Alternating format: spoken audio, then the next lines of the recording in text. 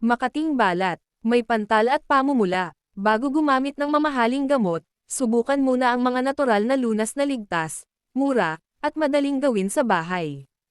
Mga natural na lunas at step-by-step procedure. Una, aloe vera, sibila.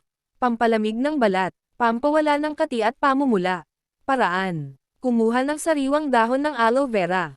Hiwain at kunin ang gel.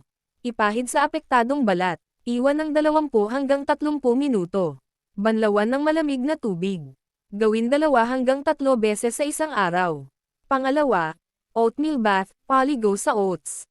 Pampakalma ng iritasyon. Pampabawas ng pangangati. Paraan. Gumiling ng 1 tasa ng oatmeal. Ilagay sa maligamgam na tubig.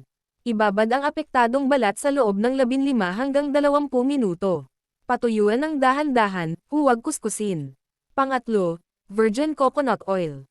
Natural moisturizer. May antibacterial properties. Paraan. Hugasan at patuyuin ang balat.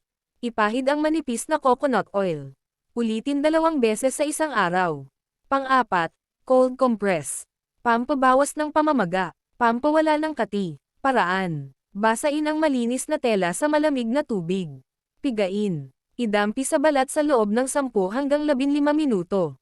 Pang-5, baking soda paste, para sa kati. Pampawala ng itchiness. Paraan. Paghaluin ang 1 kutsarang baking soda at kaunting tubig. Ipahid sa rashes. Iwan ng 10 minuto. Banlawan. Huwag gamitin kung may sugat. Mga dapat iwasan. Pagkamot ng balat. Matapang na sabon at pabango.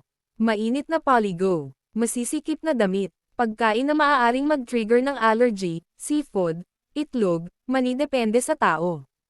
Chemical na lotion na may alcohol. Mga pagkain na makakatulong. Maraming tubig, gulay, pipino, malunggay, sayote. Prutas, papaya, mansanas. Isda na may omega-3 tulad ng sardinas at bangus. Kailan dapat magpa-doktor? Kung lumalala ang pantal, may lagnat, may nana, namamaga ang mukha o labi. Hindi nawawala sa loob ng 3 hanggang 5 araw. Ang kalusugan ng balat ay salamin ng ating kalusugan sa loob. Subukan muna ang natural na lunas bago gumamit ng kemikal, at ugaliing alagaan ang balat araw-araw.